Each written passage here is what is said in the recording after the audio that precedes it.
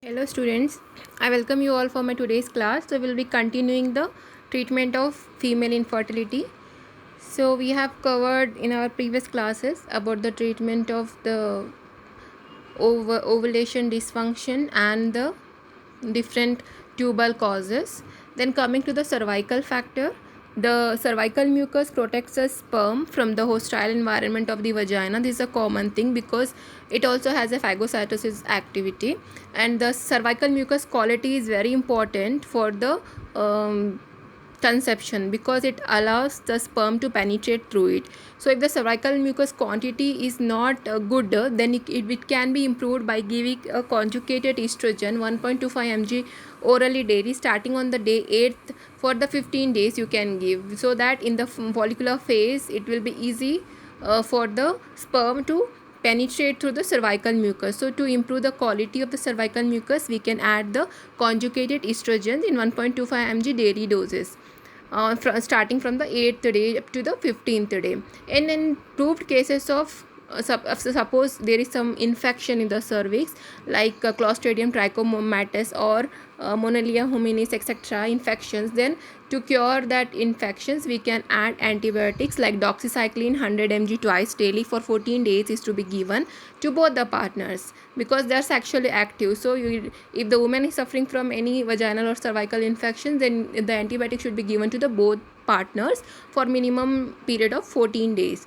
And cervical factors which cannot be treated, like if the cervical elongation is there or stenosis or any other pathologies are there which cannot be treated easily, then you can go for ART or artificial reproductive procedures like IUI, IVF, GIFT etc. So if infections are there, we can be treated. If we can improve the cervical mucus quality also, but if other untreatable like cases are there, then in such cases better to go for the ART procedures. Next, immunological factor. If there is any presence of anti-sperm antibodies in the cervical mucus, anti-sperm antibodies kills the sperms. Okay, so if the anti-sperm antibodies are present, then you can give the dexamethasone 0.5 mg at bedtime in the follicular phase, so that it prevents the production of anti-sperm antibodies. But the results are not so good with the treatment with the dexamethasone, then in such cases also it's better to go for IUI, IVF etc. Procedures. Next, about the uterovaginal surgery. See, the operations in the uterus to improve the fertility includes myomectomy, metroplasty, adessiolysis, enlargement of the vaginal introitus, and endometrial polyps, polypectomy for the endometrial polyps. So there are different causes present in the uterus and the vagina which we have already covered in our previous classes. So myomectomy can be done when there is presence of fibroids, especially the fibroids which hinders with the fertilization or which troubles patient to conceive, like submucous fibroids. Such in cases it's better to go for myomectomy. A metroplasty is a procedure for the unification of the uterus. It is a surgery for the removal of the septum. In cases of the septal uterus is septum, then in such cases you can go for the unification operation. But the thing should be noted that there is no other cause of infertility first. If the thing only the congenital anomalies is causing the problem, then you can go for the metroplasty. If other causes are there, those should be treated first. Okay, adessiolysis hysteroscopically with the insertion of IUCDs in the uterine synechia. If there is any adhesions in the uterus, then you can go for the adessiolysis. You have to remove those adhesions, and you can also insert IUCDs to remove the adhesions. Then enlargement of the vaginal introitus. In cases of narrow vagina, you can go for the enlargement surgery. There is a surgery. First method is with the help of dilators. You can use the dilators to dilate the canal. If in the severe cases of stenosis or vaginal introitus is too narrow, then you can go for a surgery called as Fentos operation to enlarge the vaginal introitus. Or the removal of the vaginal septum can also be done with the help of surgery. Then in cases of endometrial polyps, because polyps present in other places may not disturb the fertility, but if the endometrial polyps is there, it can problem in the for the conception, especially with the implantation and all. then in such cases can go for hysteroscopic polypectomy. Under the guidance of hysteroscope, you can do the polypectomy, you can remove the polyps present in the endometrium. So these are the surgeries which should be done to correct the uterovaginal abnormalities. Next, about the bariatric surgery. Bariatric surgery is indicated in cases of obesity, because in obesity is always associated with hypogonadotrophic hypogonadism. Means in obese women you will find hypogonadotrophic hypogonadism condition, where the gonadotrophins are also less, and the gonadism means the estrogen progesterone hormones which are produced from the gonads are also less. So in such cases, in obesity is to be treated first, because the weight reduction improves the fertility in a patient, in both the male as well as in the female patients. So serum free testosterone concentration is inversely related to the body weight and BMI. Estrogen levels are raised due to increased aromatase activity in the adipose tissue. So if the fat is present, then what happens with the aromatase activity? The estrogens are produced more. That means estrogens are not only produced from the ovaries, but in the obese patient, estrogens are produced from the fat also. Fat is getting converted with the help of aromatase activity into the estrogen and testosterone. So much of estrogen and testosterone is found in cases of obesity. So obesity reduces fertility. Obese women require higher doses of gonadotrophins to achieve pregnancy. Women with, so in which cases obese, there are different categories depending on the BMI of a patient. So the normal BMI should be in between 18 to 24.9. So starting from the 25 to 30th comes under the overweight category, and 30 plus comes under the obese category. In obese, again it is like first degree obesity, mild obesity, moderate obesity, and the severe obesity. So in which patients we have to undergo the bariatric surgery is the patient having the BMI more than 35. So if the BMI of a woman is more than 35, or even in the male also if it is more than 35, then what happens in such cases? Such patients are the good candidates to go for the bariatric surgery. So what is the method of this bariatric surgery? The method is, here one adjustable silicone band is placed laparoscopically around the upper part of the stomach. So we are placing a silicone band on the upper part of the stomach to create a small upper gastric pouch. So we are decreasing the lumen of the stomach by introducing a adjustable silicone band, so that a small upper gastric pouch is created. What happens when the stomach becomes less, or you can say the lumen is reduced? So this limits the hunger and food intake for early feeling of satiety. Means the patient feels less hungry, and the food intake is also reduced, and the feeling of the satisfaction will be there. With the small food only, patient gets satisfied, because feels that their stomach is full, because the stomach lumen is reduced with the help of bariatric surgery. Bariatric surgery improves the problems of anovulation, hirsutism, insulin resistance, and PCOS. So in these cases also it can be done, because it improves the anovulation. That means after doing bariatric surgery, after the reduction of the weight, the ovulation occurs correctly. So ovulation should be there. It is must for the conception, because anovulation is the majority or the major cause of infertility in females. So next, about unexplained infertility. So what about unexplained infertility? How you can say this, that it is a case of unexplained infertility? So you cannot say in the beginning that this is a case of unexplained infertility or iatrogenic causes. So what then when you can say this? So see, first you have to make patient to undergo all the complete basic infertility workup, and then you find no abnormalities in both the patients, like there is normal semen qualities, ovulatory function is also normal uterine cavity, bilateral tubal patency is there is no tubal block, and still they remains infertile. Then it is a diagnosis of exclusion. Means you have to exclude every factor of infertility. Means suppose male factor as well as the female factors. In male everything is normal, and in females also everything is normal, like starting from the ovulation, uterus, tubes, cervix, vagina, everything is normal. Then you can say this is a case of unexplained infertility. That is, it is a how to diagnose unexplained infertility. It is a diagnosis of exclusion. You have to exclude all the factors of infertility. So the incident is extremely variable and largely dependent on the magnitude of the in-depth investigation protocol extended to the couple.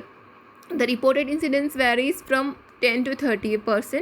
About 40% of the couples become pregnant within 3 years without having any specific treatment. So what is the therapy? The prospectus of the spontaneous conception decreases with the increasing age of the woman and the duration of infertility.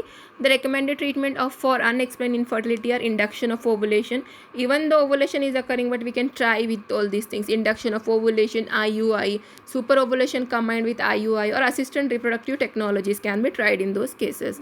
Combined factors means when the faults are detected in both the partners, it should be treated simultaneously and not one after the other. You cannot say first I will treat a female partner, then I'll treat a male, or first I'll treat a male partner, then I'll treat a female. No. If you find the faults in both the partners, suppose a male is oligospermic along with the female is having anovulatory cycles, then you have to start treatment in both the partners simultaneously. Don't wait for the one to get the results later. In that way you are delaying the things. So you can treat both the partners simultaneously. So this is all about the treatment of female infertility. Now coming to the ART, artificial insemination, which is very very important. When all these basic or the primary treatment fails, then you have to go for the artificial insemination and artificial reproductive technologies. So coming to first artificial insemination, it is called as AI. Different methods are used like IUI and FTSP, that is fallopian tube sperm perfusion. IUI means intrauterine insemination. IUI, so we'll first see about the IUI. It's a very common procedure. IUI, intrauterine insemination. So IUI, again it is of two types, AIH and AID. AIH and AID. AIH is the artificial insemination of the husband, and AID is the artificial insemination with the donor.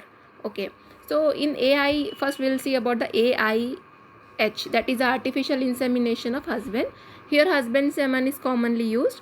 And the purpose of IUI, why you should go for IUI? What do you mean by intrauterine insemination? Here the main purpose of intrauterine insemination or IUI is to bypass the endocervical canal, which is abnormal, and to place the increased concentrated of motile sperm as close to the fallopian tubes. So we are directly inserting the, you can say, the washed and the concentrated sperms into the uterus near to the fallopian tube, so that we are bypassing the endocervical canal, like we are bypassing the vagina, we are bypassing the cervix, and even the other lower part of the uterus also.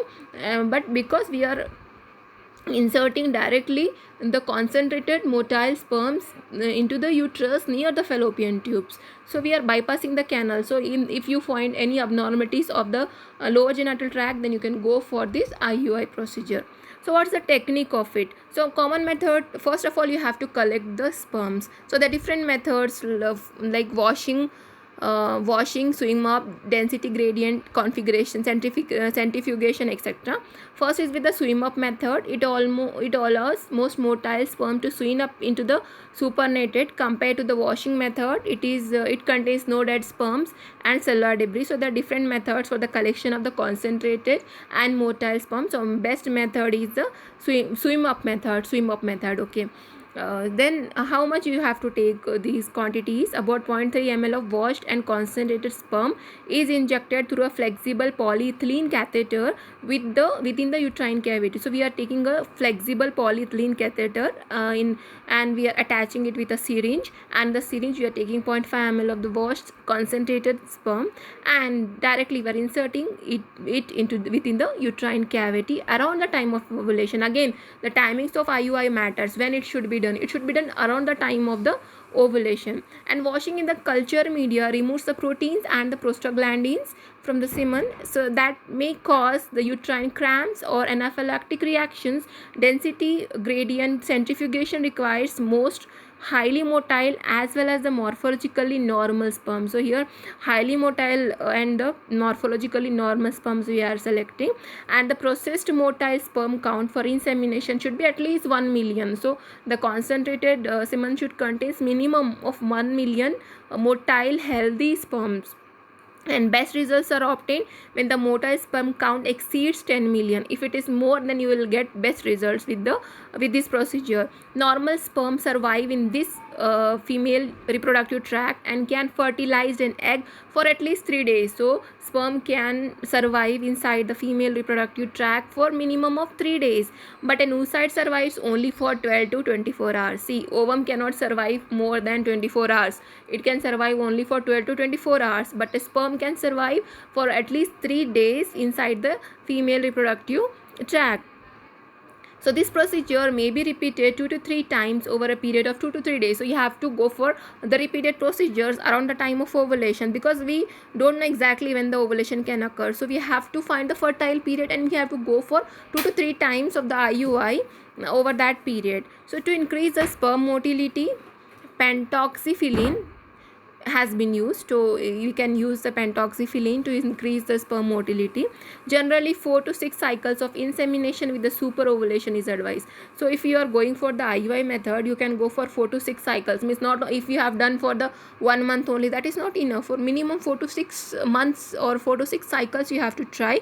Adding with the super ovulation, you can start the ovulation induction in female to get the best results. That is called as a super ovulation. Added with IUI gives the best results. What are the indications of IUI?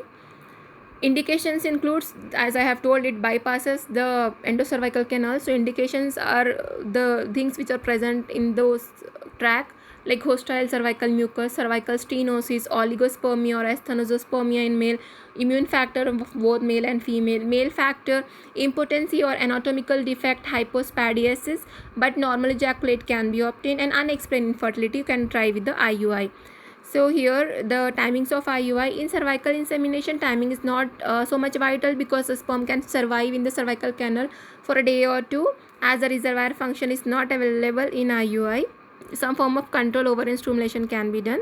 So here the timings they given in natural cycles. You have to and diagnose the time of ovulation by different methods like cervical mucus test, BBT chart, urine, LH search, etc. So IUI can be done twice, likely on the day 12 and day 14. If the natural cycles are there, you are not inducing any ovulation with the help of drugs and all, because her cycles are normal and she is ovulating. So no need to go for induction. Then in that case you have to identify the time of the ovulation by different methods, and you can go for the IUI twice in such cases on the day 12 and day 14 of a naturally occurring cycles.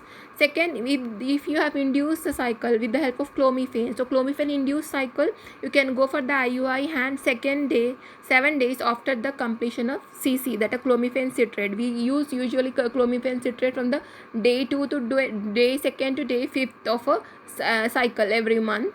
Then after the completion of clomiphene citrate, means if you are starting for 5 days we give, so 2 3 4 5 6 we give, so 6 plus again 7 days you have to add, so it's like around 13th day, means it will come near to the ovulation. So you can start the around 13th day in the patient of clomiphene induced cycles. Then urinary LH detection. If you have detected the LH search with the help of a urinary LH detection kit, then you can go for the IUI 24 hours after the color change. If you find that color change is there in the LH, it indicates that LH surge occurs. So after LH surge, ovulation will be there. So you can plan the IUI with the 24 hours after the color change. Then use of SCG and the sonography.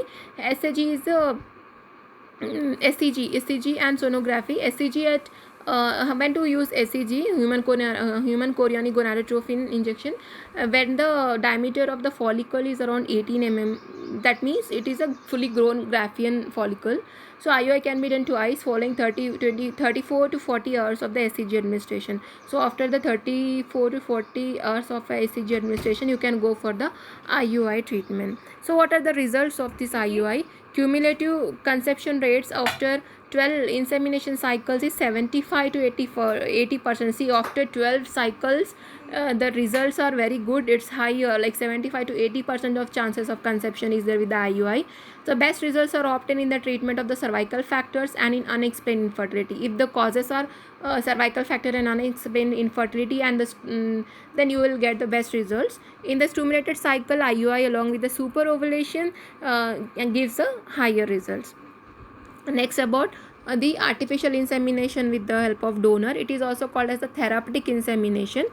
So when the semen of a donor is used for the insemination, it is called therapeutic insemination donor. So because of the problems in the husband, you can use the semen of a donor also, and this is called as a therapeutic or artificial insemination donor. So what are the indications? Obviously the indications will lie in the male partner. So like in cases of untreatable azoospermia, totally absent of sperms, asthenospermia, genetic diseases, then Rh negative donor insemination for the women with Rh sensitization should be collected.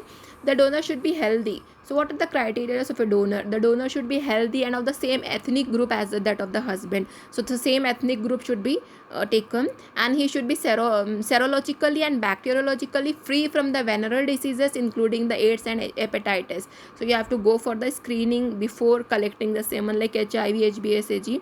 You have to go through it, and it should be negative, and the donor should be of the same ethnic group, and the recipient and the donor must be matched for the blood grouping and Rh typing, because in cases of Rh negative women, it is better to use a Rh negative donor semen, because again there will be problem with the blood group matching, Rh incompatibility, etc. in future. So better to go for the same blood grouping, especially the Rh typing, positive, negative, that is important rather than the blood grouping.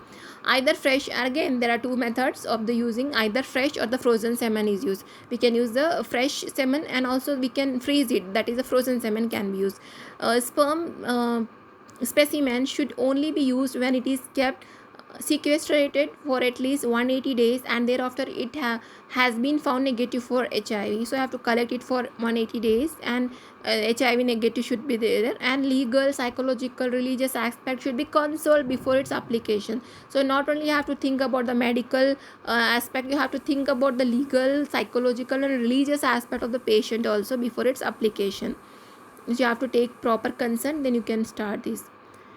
Result is a total of 3 to 6 cycles may be utilized to get a success. The success rate is about 50 to 60%. Insemination when combined with superovulation enhances the chances of fertilization. The next method is fallopian tube.